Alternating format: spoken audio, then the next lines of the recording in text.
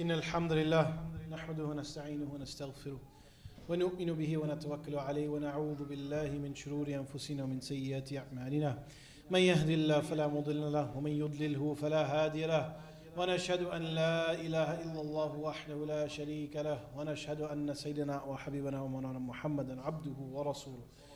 قال الله تعالى في كتابه الكريم بعد أعوذ بالله من الشيطان الرجيم ومن الناس من يتخذ من دون الله أندادا يحبونهم كحب الله والذين آمنوا أشد حبا لله ولو يرى الذين ظلموا إذ يرون العذاب أن القوة لله جميعا وأن الله شديد العذاب.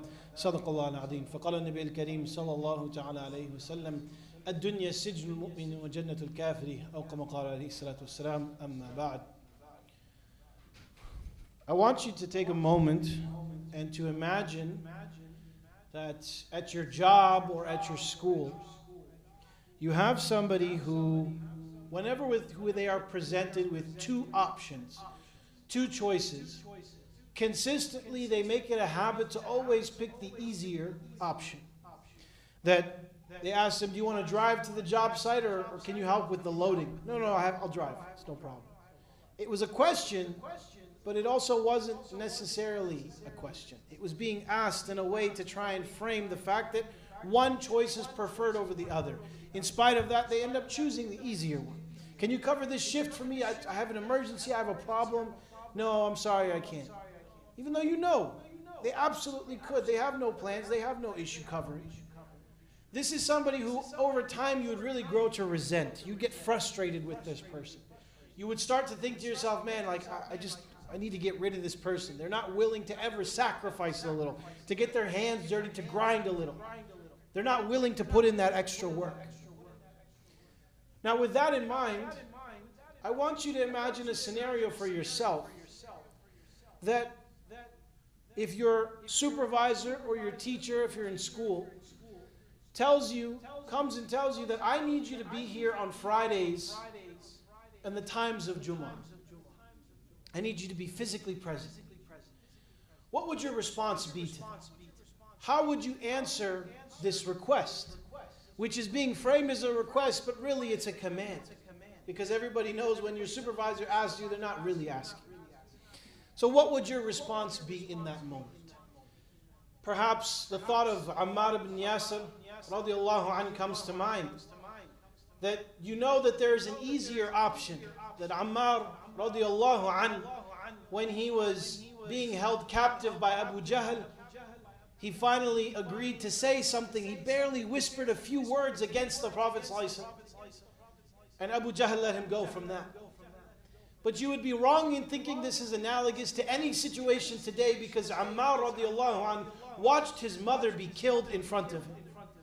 And he watched the strength from his father's eyes fade away. And he had to deal with weeks, with days and days upon days of torment before he even uttered the tiniest word as a concession. And in that moment, after he did it, the first thought he had was to run to the Prophet ﷺ. And he cried and he wept and he said, I need to see Rasulullah. I need to apologize and ask him for forgiveness. To which the Prophet ﷺ told him, you don't need to ask me for forgiveness. What you went through was something that few people could endure. The only one who really endured even more and did not take the concession was Bilal radiallahu anhu. That Umayyah ibn Khalaf, he had a rock, a large stone, not a rock, but a large stone sitting on his chest in the hot sun. And he said, just say one word. Bilal radiallahu anh did say one. He said, Ahadun ahad. He's one. And he did not give up. But see, the thing is that Ammar radiallahu anh may have taken a concession, but he didn't do it because he just felt bad. He didn't do it because he felt uncomfortable. He did it because he was being persecuted and tormented. Ammar radiallahu anh, after such a long period, finally took the tiniest concession. It is not the same thing that he felt, that you may feel when your teacher or your supervisor tells you, hey, I want you here during this time for Jummah. Because that is an insecurity. That if you are not willing to say no, I have to be at Jum'ah. That is an insecurity. Because it is your right. Aside from even with Allah subhanahu wa ta'ala, the right that is due to Him, it is your right in this country to be able to perform your religious obligations. Well, that means whether it's your dhuhr or your asr, your employer must accommodate you. Most of us probably don't know, but recently there was a case in the Supreme Court, and it dealt with a Christian man who would not work on Sundays for the Postal Service. And for a while it was fine because the Postal Service doesn't usually deliver on Sunday. But they started picking up certain contracts, started having certain jobs that required people to be in on Sundays. And he said, no, I can't do that. I'm Christian. The Sunday is my Sabbath. I cannot work on that day. That is his religious belief. Now his employer said, we can accommodate you for some time. But then they said, you know what, it's too hard now, we can't. You have to come in. So he transferred to a completely different station. And there they didn't have that contract. But eventually what happened, they also picked up their contract at his station. They said, look, we can't accommodate you anymore. You're going to have to come work on Sundays. Now in that moment, for yourself, if you were told by your employer, Fridays between 1 and 2 you have to work, or Fridays between 12 and 4, the only times for Jumu'ah, you have to work, what would your response be? Because his response in that moment is very praiseworthy. He quit his job. And then he sued his employer. And he sued his employer to the point where it reached the Supreme Court of this country. And the Supreme Court ruled that he was right. He had the right to have his religious obligations accommodated. When you hear this, ask yourself what you think. Ask yourself if you would have the strength to do what he did. Because the Quran praises us specifically. As believers, as Muslims, the Quran praises us. When Allah subhanahu wa ta'ala says, وَمِنَ النَّاسِ مَنْ يَتَّخِذُ مِن دُونِ اللَّهِ أَنْدَادًا يُحِبُّونَهُمْ كَحُبِّ اللَّهِ. There are people who take gods other than Allah subhanahu wa ta'ala, other than God Himself. There are people who put partners and others there. And they give them the love that is due to Allah subhanahu wa ta'ala. وَالَّذِينَ آمَنُوا أَشَدُّ حُبًّا لِلَّهِ. But those who believe, Allah subhanahu wa ta'ala praises us. He says, you all though, you have more faith. You have more strength in your hearts. You have more love in yourselves. Now, anytime somebody praises you and you feel like it's undue, you begin to feel uncomfortable.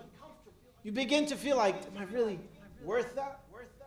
That's when a person says it. But what about when God Himself says, you have a level, you have a status, I am praising you. It makes you feel like, I probably need to live up to this to some degree. But the problem too often, brothers and sisters, is that we are very quick to jump onto what we call rukhsa, concessions. Which is to say that very often, many of us will think to ourselves, yeah, I can skip Jum'ah this one time, it's not a big deal. Okay, no problem, if you need me here, I'll be here. And I'll just pray dhuhr. I'll never forget, a college student once came to me, and he asked me a leading question. He didn't ask me a question, he asked me a leading question, meaning he was giving me the answer he wanted.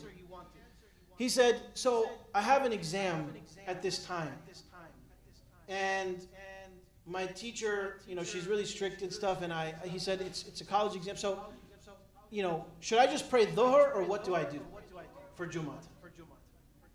And I said, you're answering your own question. You said you want to pray dhuhr. But is that a valid excuse?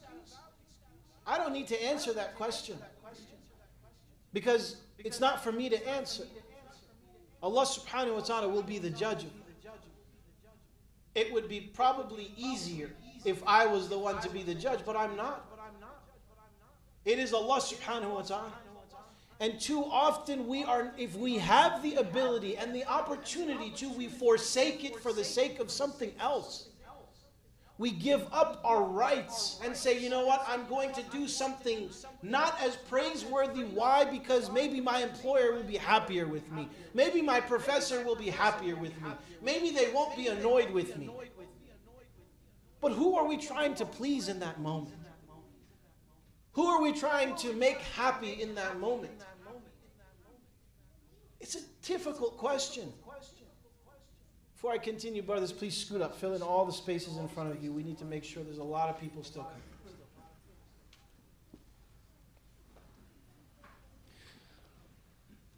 Clearly, this individual, this man, he had an unshakable confidence that God would have his back because he believes in his religious teachings. And his belief was, my religious teachings are more important than working on this day. Which, mind you, he's not working for free. He's also getting paid. But you see, what happens too often is we still operate as a group, as an ummah, in this country, in this context. We operate from a scarcity mindset. We act many times as if it's still 1982, when only a decade or so prior, immigration really opened up, and Muslims were starting to come into this country en masse for the first time. And we act as if we are some outsiders who happen to exist here. When the truth is that we have been born and raised now in this country for well over a generation, if not two, if not three. And that's not even counting our brothers and sisters who converted in the largest conversion ever from the nation of Islam. We are not a new phenomenon.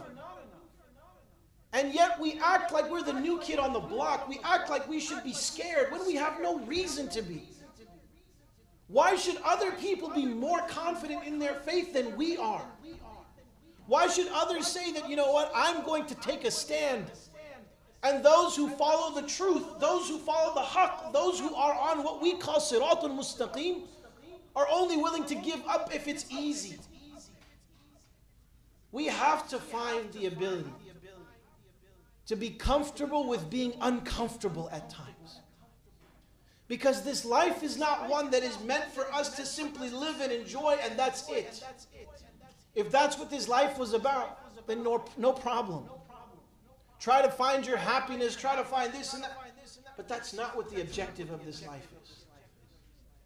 The objective of this life is that we have to sacrifice. We have to do things that are going to be uncomfortable. And it's not a question of if, but a question of when. Allah subhanahu wa ta'ala makes it very clear in the Quran.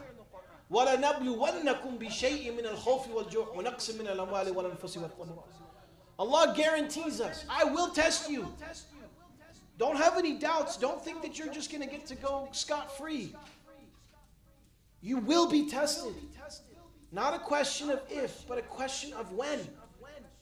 وَبَشِّرِ الصَّابِرِينَ. But then give glad tidings to those who are sabirin, who have true patience and sabr.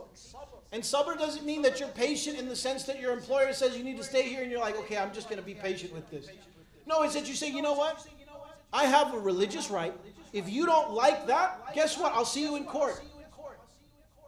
I'll take it as far as I need to. Because you have that right here. We have that right here.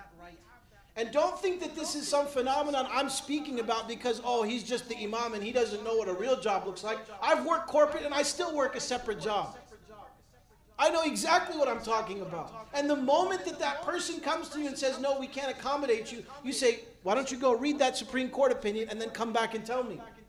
Any large employer, the moment they speak to their in-house counsel, is going to say, no, make sure that they are allowed to go because we do not want to get sued.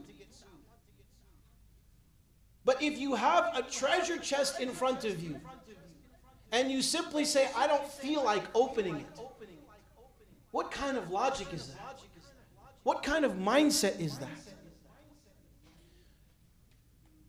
When we allow ourselves to fall into this pathway, which truly it is a path, it's a mindset of I'm always going to take the concession because it's easier. Don't get me wrong. Islam has so much concession available. We are not so strict that you cannot simply do things because they're haram. Absolutely, when there is a need, things that are haram can become halal in that moment. When there is a true need. But too often the need that we justify is something we make up in our own heads and not congruent, not in line with reality. And so when we stand in front of Allah subhanahu wa ta'ala, not me, not the Grand Mufti of some place of this and that, but when we stand in front of Allah subhanahu wa ta'ala, what are we going to say? Why didn't you perform your Jum'ah will be the question. My supervisor didn't want me to. Are you going to be comfortable with that answer? Are you prepared to be uncomfortable in that moment? In a moment that is going to be far more uncomfortable than any period in this life will ever be. Will you be comfortable giving such a weak answer? And if the answer is no, then we really need to think. We really have to ponder. And know that there are those who differentiate between a religious life and a regular or secular life. But we don't do that. Your life, our entire lives are on one path. It is this deen. And every decision we make is judged through that lens of Islam. Not through the lens of this is for this part of my life and that's for this part of my life. No, it's judged through one singular lens. Please scoot up, brothers. Make sure that you're filling in any spots. And now, this is the crux of it. If there are those who are out there, and subhanAllah, I really and truly wish, my only wish, I'm happy that this case went before the Supreme Court because it gave us more freedoms. But my only wish is that it had been a Muslim. Somebody who said, I need to go for Jum'ah. And they were rejected. And the opportunity came and then they went and they said, I'm going to stand up for what I believe in. And this is where it came to. I only wish that had been the case. Because you have to really ask yourself, if Allah subhanahu wa ta'ala in the Quran is praising us, telling us, you are better, you are greater, you have greater love. Are we proving Him right? Are we living up to that mantle? That, yeah, you know what? We're fighting for what we believe in. Because if somebody else is, and we don't think that's the truth, aren't they better than us? Aren't they better than us if they're fighting for what they believe to be truth and we're scared to? And understand, this is not everyone. But we have to really take time and think. How can we allow that? How can we let other people, when we feel and we know that this is the truth, this is the right path, how can we let others stand stronger than us? It's not a simple question to answer. It's easy to answer. We can't. But it's not simple to answer because it's generations. It's happened over generations. If we allow ourselves constantly to just be people who say, oh, it's okay. Oh, there's a concession for that. Oh, there's a fatwa for that. For always taking that easy road, when will we ever get comfortable with being uncomfortable? Instead, what will happen is we will become complacent. We will get to a point where we think to ourselves, it's no big deal. And generation after generation, we will see Islam begin to slip away. And have no doubt, another word for complacency is laziness, which is something that the Prophet ﷺ made dua to be protected. Being complacent is just as bad as being lazy. We cannot allow that for ourselves or our future generations. We ask Allah subhanahu wa ta'ala to protect us from laziness, protect us from complacency, and allow us to be an ummah that stands for what's right when it's right.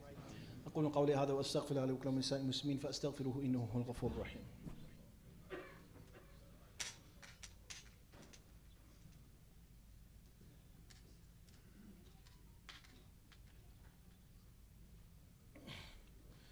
بسم الله الرحمن الرحيم الحمد لله رب العالمين والصلاة والسلام على سيد المرسلين سيدنا ونبينا محمد وآله وصحبه وسلم أما بعد. I want to make it very, very clear that within our deen there is so much room for concession. Don't take that the wrong way. Any of you who have come to me and asked me questions, you know that I lean towards giving an answer that is going to be easier for you to follow. But that does not mean that every single time that is what we do. There has to be a level of sacrifice. We have to be willing to be comfortable with being uncomfortable at times. Doesn't have to be every time. No one's saying turn off the air conditioning at home. No one's saying don't sleep on a nice bed. No one's saying don't have a nice car. But be willing to sacrifice a little if it comes to it. This dunya is not meant for us to find that absolute happiness. And we already know that. We've been given that. And what that sacrifice looks like, it differs for every single person. For some people it will be one thing, for others it'll be another. For some it'll be coming for Isha at the masjid, others it'll be even praying Isha in the first place. For some it'll be just being mindful of the Quran and actually reciting the Quran. For others it'll be learning how to recite the Quran. Sacrificing your time and your effort and your energy. Every single person is different. But having a mindset that is ready to sacrifice for the sake of Allah is far better than a mindset that is just ready to take the easy route every single time. Oh, Allah will forgive. Oh, it's no big deal. Because if we do that, if that's our habit, we're in for a rude awakening. And Allah will ask us, what exactly did you do to think that your salvation was so guaranteed? What exactly did Allah promise you? So that you could think to yourself, I don't have to do that much. That's the question. And it may feel uncomfortable being asked that right now. But better you ask it now than when you're standing in front of Him. As always, I leave you today with three things. The first is, do not get left behind in this race to the akhirah. All of us are racing towards the next life. Whether we want to or not, our life will end here. But don't let the fate of Islam be one where we're just a middling group. We're just a group of people who are always willing to go with the flow. That is not what Umar radiallahu anh stood for. That's not what Abu Bakr radiallahu anh stood for. It's not what the Prophet sallallahu alaihi wasallam stood for. Don't let this carry on being something weak. We know what the right way of living is. Let that be what we follow. Number two, do not feel this level of insecurity anymore. It is not the 80s. We are past that time. We are past that stage. If somebody cannot recognize that Muslims live in this country, leave them be. Chances are that's going to be when you travel somewhere else. But where we live, you should never have any concerns. You should always understand that if you work for somebody, if you work with somebody, you will take your rights and there will be no question about it. You're not going to sit there and act like you need to have a scarcity mindset. Oh, if I say this, then they may not give me a bonus. They may not do this. Don't worry about these things. We are not a small group anymore. We have strength in our numbers. And we should not be afraid to recognize this. And lastly, I leave you with a point about Jumu'ah in particular. Don't be lazy. Do not be lazy. For so many, Jumu'ah is the one time that we're coming to the masjid. I understand. Is it the best thing? No. Absolutely not. But at the very least, I take it as a good sign that people come for Jumu'ah anyways. But when it comes to being here, we need to do better. We cannot be just strolling in at 140, 143, 145, unless there's an absolute need or an absolute reason. Standing there in front of other people praying our sunnah because we couldn't be here at 1 o'clock. Blocking their view, distracting them from their Jumu'ah. How is that right?